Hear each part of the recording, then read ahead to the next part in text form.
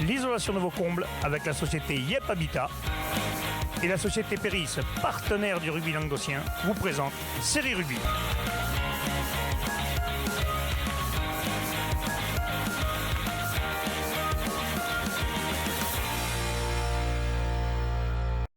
Bonjour mesdames, messieurs, bienvenue à Série Rugby, votre émission sur rugby amateur de la 4e série à la Fédérale 1 avec mes chers chroniqueurs. Salut Lolo. Salut Alain. Salut Basté. Salut Alain. Salut Wally. Salut Alain. Il n'y a que des numéros 10 Non. Je voudrais d'abord au point ou quoi je voudrais d'abord te dire, je veux me plaindre parce qu'il faudrait qu'on exorcise ma tablette. J'ai ma tablette qui, depuis qu'on a commencé, elle n'arrête pas de monter, descendre, c'est incroyable. Ah, c'est le diable. C'est le haut vol. Ouais, elle fait des physiques. Hein, bon, enfin, on va revenir sur les choses plus sérieuses. On va arriver à s'en servir, t'inquiète. On va parler de la Fédérale 3. On va commencer par la poule 11 de Fédérale 3. Les résultats de ce week-end.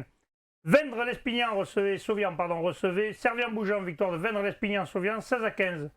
N-La-Tourteza recevait Kian-Limou, Aude-Valedol, victoire de N-La-Tourteza, 38-13. Salam-Côte-Radieuse recevait Jacou, victoire de Salam-Côte-Radieuse, 29-16.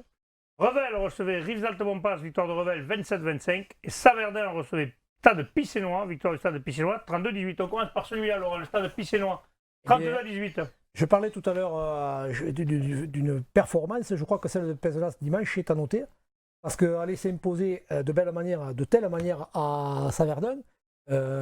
Lui qui a des cadors de ce Fédéral 3. Vous qui avez fait quelques matchs là-bas, et puis j'y ai joué aussi, donc on sait que c'est complètement dur d'aller gagner à Saverdin. Ouais.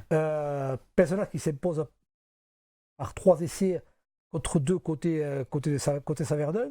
C'est une perte.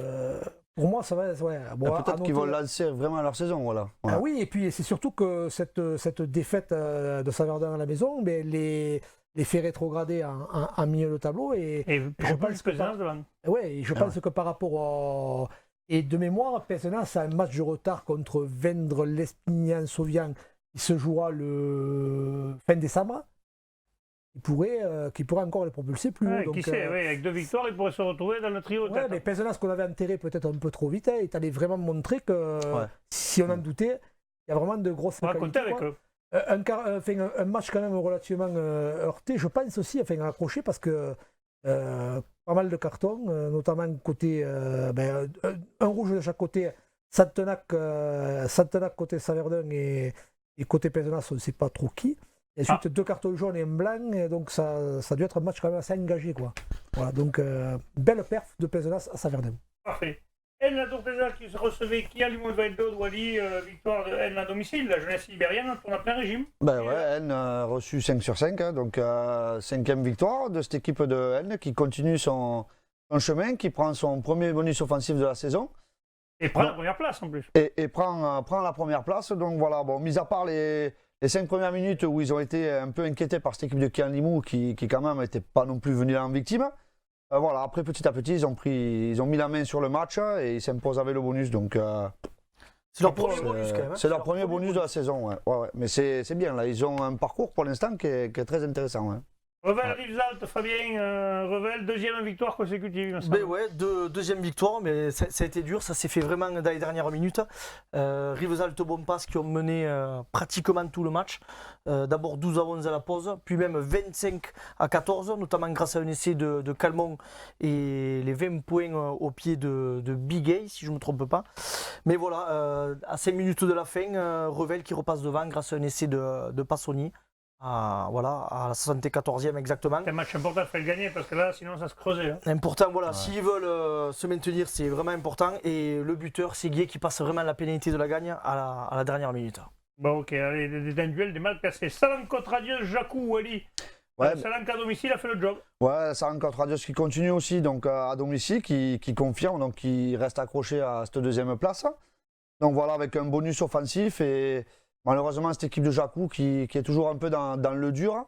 Donc voilà, qui peut-être était allé là-bas pour essayer de se rassurer, mais je pense que pour l'instant, il manque encore de certitude. Donc il va falloir rapidement qu'ils commencent à prendre des points parce que sinon ça risque d'être compliqué pour eux. Plus que rapidement, là quand même, il faudrait se bouger là, parce que là, je pense avec 2 points ils ont devant 3 points, les autres 8 points, c'est pas trop, l'écart n'est pas encore trop grand, mais ça risque de vite se creuser. Non, il commence à avoir 6 points avec les premiers non relégables, donc maintenant il va pas falloir dormir. Ouais. Ouais. Et on va revenir sur Vendre l'Espignan-Sauvian. C'était le match qui était samedi, donc c'est là où nous étions. C'était le live. D'ailleurs, vous pouvez le revoir si vous voulez sur serierugby.fr ou sur la page Facebook.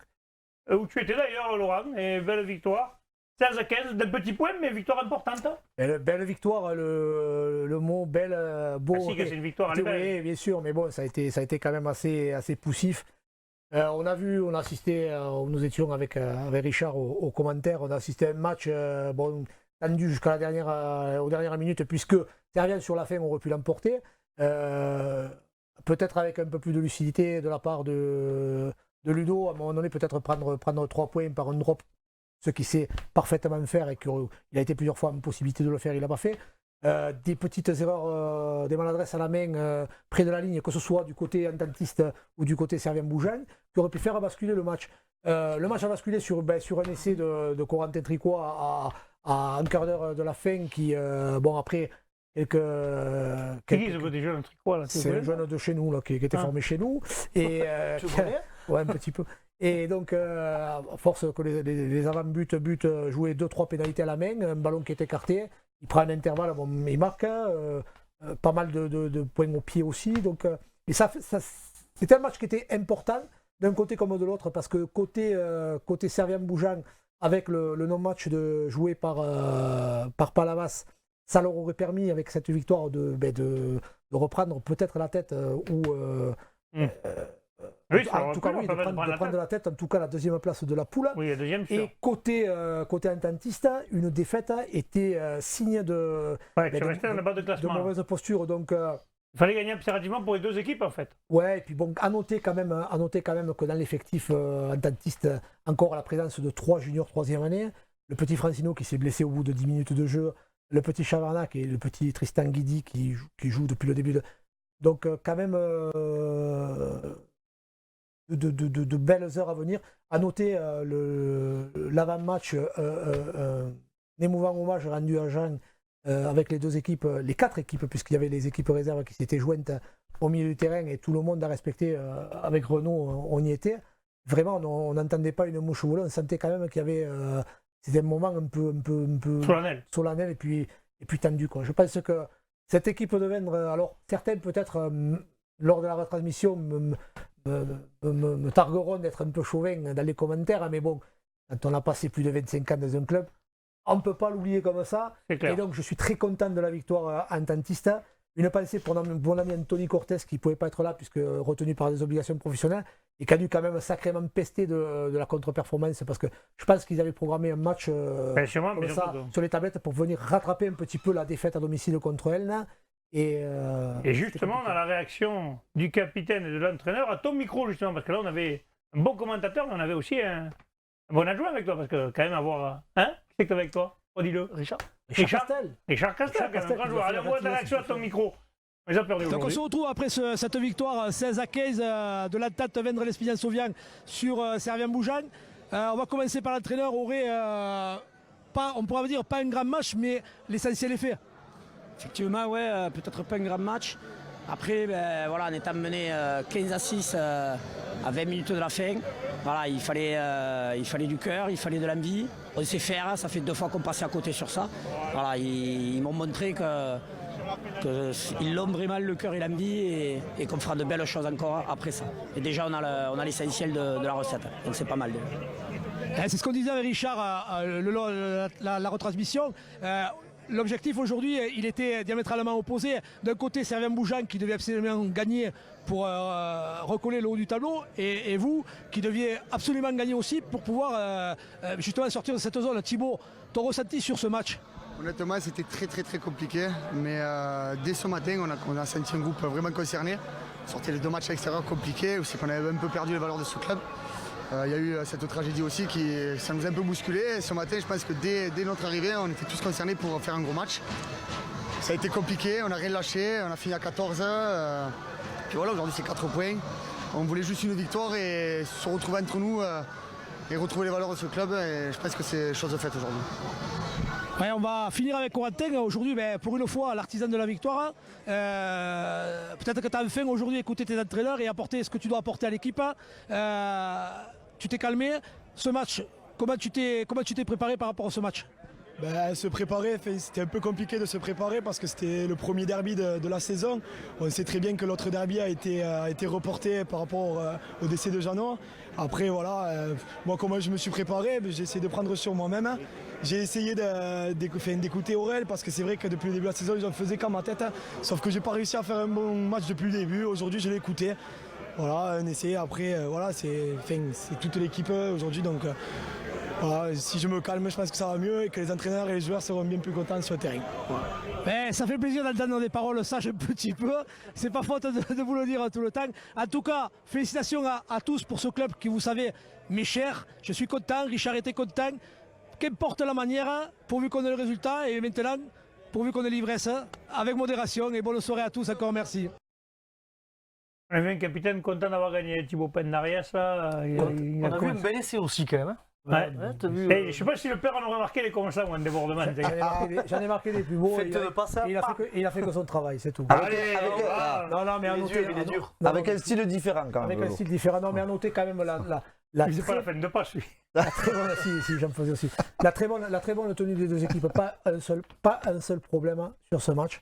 C'est à noter une discipline exemplaire de la part des deux équipes. Peut-être aussi que le contexte a fait que les joueurs étaient plus concentrés sur le jeu que... Non, parce que tu connais comme moi, vous connaissez comme moi les réseaux sociaux, comme ça s'affiche sur les réseaux sociaux. Le match était un peu présumé tendu parce que tout le monde se connaît, mais bon, ça a été super. Franchement, pour le public, le rugby est sorti grandi. Complètement, d'autant qu'il y avait les écoles de rugby des deux clubs et vraiment j'étais très très content de participer à cette journée. Voilà. Un beau derby du Biterrois et bien passé surtout. Voilà, ça arrive. Il manquait que quelques essais supplémentaires. Fabien dit toujours que le Biterrois ils sont bêtes comme les gens. C'est pour ça que je dis ça. C'est Fabien qui dit ça. On n'y est plus sur le terrain, donc ils sont intelligents. Tu risques rien. Allez, on va passer maintenant à la Fédérale 2 parce que les Fédérale 3 ne jouent pas ce week-end, messieurs, donc vous êtes tranquilles. Hein, vous pourrez être en repos ce week-end. Tu pourras aller jouer avec ton équipe si tu veux, Fabien. Allez, on passe à la Fédérale 2, la poule 4. Les résultats. Millau recevait Lavalette, victoire de Millau 29-27. Saint-Raphaël Fréjus recevait Berre, victoire de Berre 22-16. L'Aviron Gruissanais recevait l'Ouest Catalane, victoire de l'Aviron Gruissanais 18-12. La Seigne-sur-Mer recevait Grasse, victoire de la Seigne-sur-Mer 28-10. Agde recevait Prat-Conflans-Canicou, victoire d'Agde 50-6. Et Tricastin recevait Le 4, victoire de Le 4, 29-27. On commence par l'Aviron Gruissanais, Wally. Victoire 18-12. Ouais, Gruissan qui accouche d'une petite victoire 18-12 contre une équipe de l'Ouest catalane qui je pense, a retrouvé ses valeurs en terre gruissanaise. Donc voilà, il était peut-être enterré un peu vite quand même l'Ouest catalane parce que c'est une équipe quand même qui a trouvé. Je pense qu'on a oublié un peu vite quand même toutes les valeurs qu'a ce club quand même, l'étoile sportive catalane, ça a formé énormément de joueurs. Donc voilà, ils ont fait un énorme match donc, à Gruissan, ils menaient même 7-6 à la mi-temps. Donc voilà, il y a eu quelques échauffourées en deuxième mi-temps avec un carton rouge de chaque côté. Donc voilà, un petit incident de jeu aussi, donc on attendra la suite pour savoir ce qui s'est vraiment passé. Parce que décideront les instances du rugby, puisqu'il y a eu apparemment... Mais après, il y a eu des entrées quand même de Écochard, Régie et Le Pivert qui ont redonné un peu de sang-frais à cette équipe de Gruissan qui s'impose finalement 18-12, mais vraiment dans la douleur. Ouais. Mais victoire importante quand même. Et qui c'est qui marque pour l'Aviron Gruissanais? Un petit formé aux Arlequins, Baptiste Charpentier. Voilà. Bravo. Vous savez ça? Non. Voilà, donc vois, comme quoi la formation vendroise s'exporte aussi dans l'Aude. Et apparemment, il a fait une belle partie. Il n'a pas fait que marquer. Baptiste est un super garçon et un super joueur en même temps. Quoi, voilà. Allez, on passe à Prades qui se déplaçait à Agde et la victoire d'Agde. Même de la baie d'ailleurs, la Castille aussi a gagné 50-6. Oui, et puis ils n'ont pas fait de détail, d'autant que la saison dernière, Prades s'était imposé au match aller au retour. Là, cette année, elle se présentait en terre gatoise dans une plus mauvaise position, puisque c'était en fin de classement. Oui, à mon avis, s'ils avaient gagné, ça leur aurait permis quand même de basculer du bon côté. Quand même, c'était l'effet inverse pour Agde de rechercher. Agde qui s'impose avec 7 essais, donc... notamment de la flèche Ortega qui marque par 2 fois.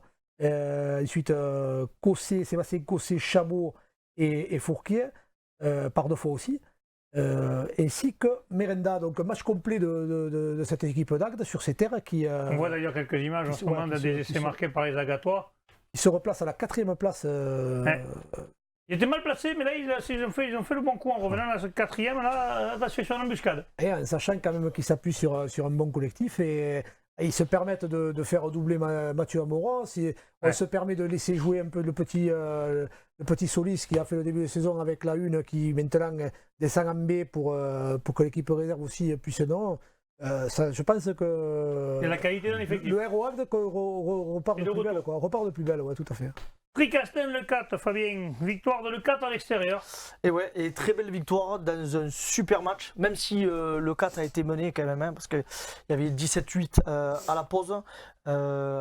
Fait de jeu après l'heure de jeu, donc ils sont encore menés 27-21. Tricastin prend 2 cartons jaunes et le 4 vraiment reprend le dessus sur la fin avec un essai de Olé à la 72e.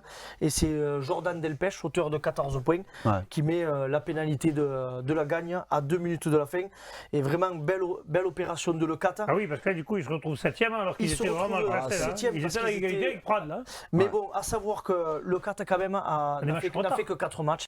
Bon, un à Grussant qui sera quand même difficile à jouer. Et à la mais maison. et un à la maison, ce match contre Grasse qui doit être rejoué. Allez, Millau qui recevait la Valette aussi, victoire de Millau. Comment ça s'appelle? C'est Wally qui va s'y coller. Victoire de Millau, 29-27. On va remercier Sekai pour les infos. Hein, Stéphane, un ancien chroniqueur. Et Millau, donc, il gagne à domicile. Ouais, non, qui fait une belle performance face à cette équipe de la Valette qui s'impose 29-27. Il y a eu un De chassé Millau. qui s'impose, Millau Ah, qui pardon. s'impose contre cette équipe de la Valette 29-27. Ah ouais, Donc voilà. j'ai mal entendu. Non, ouais, c'est ça. Pourtant, hein. Et donc, il y a eu un chassé-croisé entre ces deux équipes, hein, puisque la Valette menait 17-14 à la mi-temps. Donc voilà, mais cette équipe de Millau, quand même, a marqué 3 essais et a pu compter sur son capitaine, Guillaume Escalaïs, qui a marqué encore 15 points pour finalement s'imposer 29-27. Donc bravo à cette équipe de Millau. Et bravo Wally, parce que ça, tu ne l'avais pas préparé quand Et même. T'as Guillaume vu ça un peu Escalaïs, un petit du coin. Du coup, Il a commencé, oui, Junior commencé, Grussant, parler. Grussant, il est parti jouer un peu à Pézenas. voilà. Et pour finir, de À Millau. belle manière, À Millau. à Millau. Parfait. On alimente tous les coins de la, tous les clubs de la parler. région. Donc, C'est pareil pour le vin. Hein. pareil. Allez, Fédéral 2, poule 5. Il y en a une équipe, c'est Cassanandari. Cassanandari qui reçoit le Tocto avec Fabien et défaite à domicile 21-23. Et bien oui, encore une fois, les malheureux Choriens qui s'inclinent vraiment sur la fin. Un peu, on va dire que ça devient habituel à domicile, malheureusement pour eux. Ouais. Ils ont vachement bien démarré, notamment grâce au pied. Un jeune de 19 ans, Romain Batigne, il inscrit des pénalités à tout va de partout. 12-3 à la 25e, 18-10 à la pause. Il mène encore à la 73e minute. Il y a 21-13.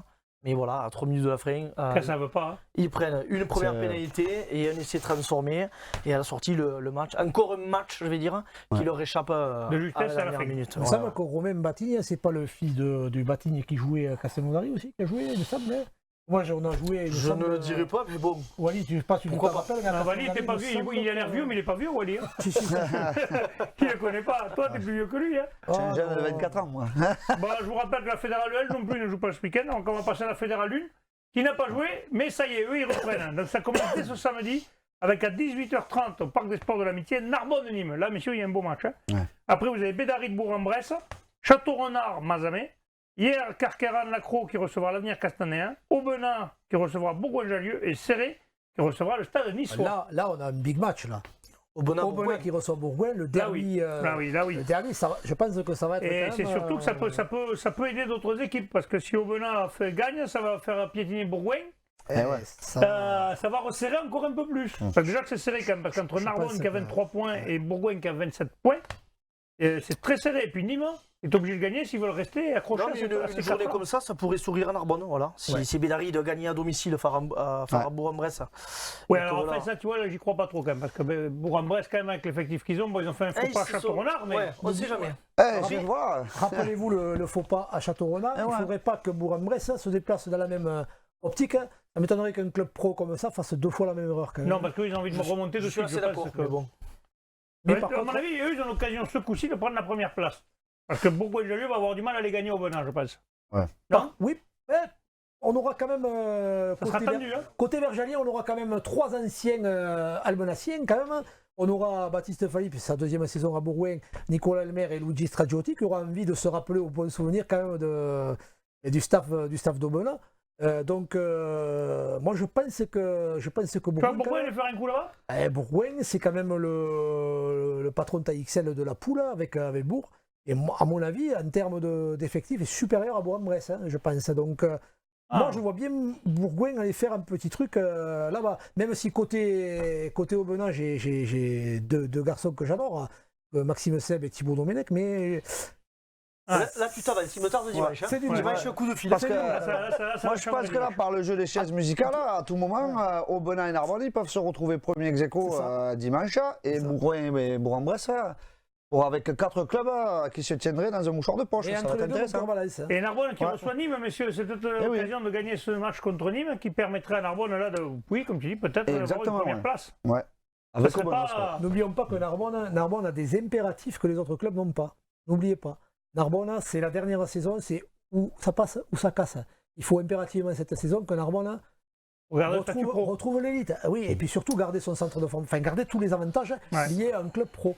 Donc, C'est pour ça que c'est dommage, on en Ils ont parlait. cette pression. Ils ont cette pression. il faut, c'est impératif. On en parlait On aujourd'hui. ne peut pas imaginer que Narbonne soit défait à domicile samedi contre Nîmes. Non, C'est je pense impensable. Je pense pas. Ce serait un cataclysme. Oui, Voilà. ça serait. Je pense sincèrement que même ça va être compliqué pour les Nîmois d'aller faire même un point défensif là. Ouais, ça va être difficile. Ça Parce que Narbonne, ça fait quelques matchs qui sont sur un bon rendement. Sans remettre en cause l'effectif Nîmes, nîmois, bien mais Narbonne a des objectifs que Nîmes n'a pas. Et puis, c'est la survie. Je pense qu'il en va de la survie du club.